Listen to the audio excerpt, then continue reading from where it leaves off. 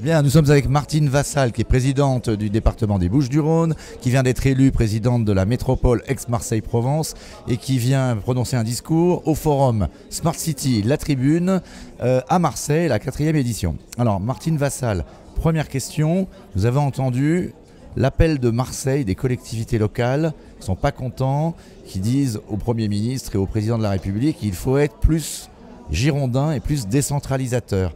Qu'est-ce que vous voulez dire par là et quelles actions concrètes vous attendez du gouvernement? Alors non seulement je l'ai entendu, mais je l'ai signé cet appel. Donc je pense qu'il faut expliquer à nos habitants, à nos populations, que ce que nous faisons, c'est simplement pour pouvoir préparer le futur. Ce que nous voulons, c'est que nous sommes très attachés aux lois de décentralisation, parce qu'il y a des choses que l'État ne peut pas faire, mais il y a des choses aussi que l'État doit faire. Et nous devons travailler main dans la main avec les représentants du gouvernement, avec le président de la République, pour que nos concitoyens se sentent à la fois écoutés, représentés et surtout que les choses avancent. Si nous sommes des élus de territoire, nous sommes très attachés à nos territoires. Moi, je suis née à Marseille, j'ai fait mes études, j'ai élevé mes enfants. Je suis très attachée à ce territoire qui est un territoire absolument magnifique, comme vous pouvez le constater, et surtout qui doit rayonner, et qui doit rayonner dans tous les domaines.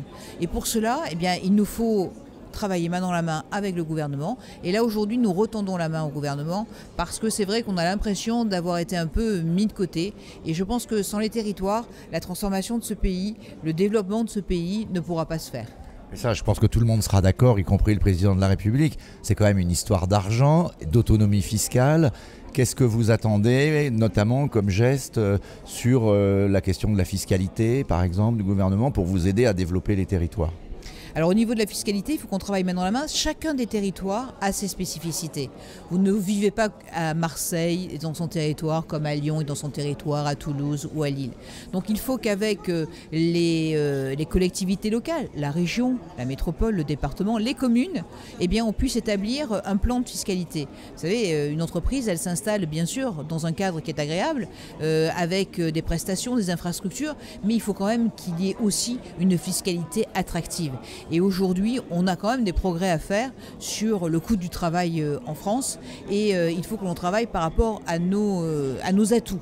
Et ici, dans notre territoire qui concerne la totalité des 119 communes du département, on a beaucoup d'atouts. Alors il y a bien sûr des inconvénients, comme notamment dans les grandes villes, mais ce qui est sûr, c'est que nous voulons avancer. Je vais vous prendre un exemple parce que c'est plus facile. Ici, dans ce territoire, on a un certain retard sur la mobilité pour rapprocher les zones employabilité, habitabilité, c'est un peu compliqué, il faut prendre sa voiture, ça coûte cher et donc c'est un peu embêtant pour les gens qui non seulement perdent de l'argent mais aussi perdent du temps dans les embouteillages. Donc nous demandons à ce qu'il y ait un réseau de transport en commun digne du 21e siècle. Nous avons 40 ans de retard et effectivement là il nous faut la puissance financière de l'État pour participer à ce financement. Alors on nous l'avait promis sur le gouvernement précédent, on attend qu'il y ait une continuité républicaine pour que eh bien, on puisse continuer à évoluer. Et puis il y a une deuxième chose, moi j'attends beaucoup de l'État aussi, parce que ici dans ce territoire, on a créé une métropole un peu au forceps, c'est-à-dire qu'on nous l'a imposé.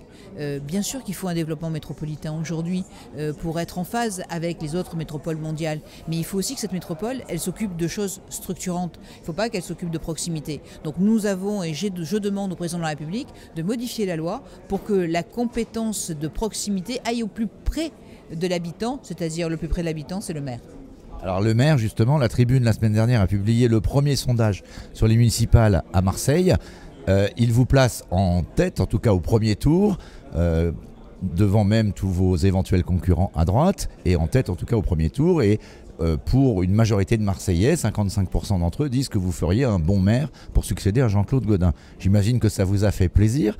Est-ce que ça veut dire que ça peut vous rapprocher du moment où vous allez déclarer une candidature ?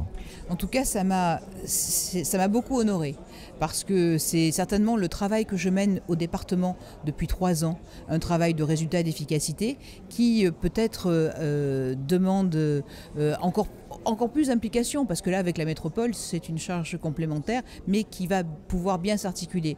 Mais je crois qu'aujourd'hui, franchement, je pense que les habitants, surtout les Marseillais, eux, ce qu'ils veulent, c'est des résultats.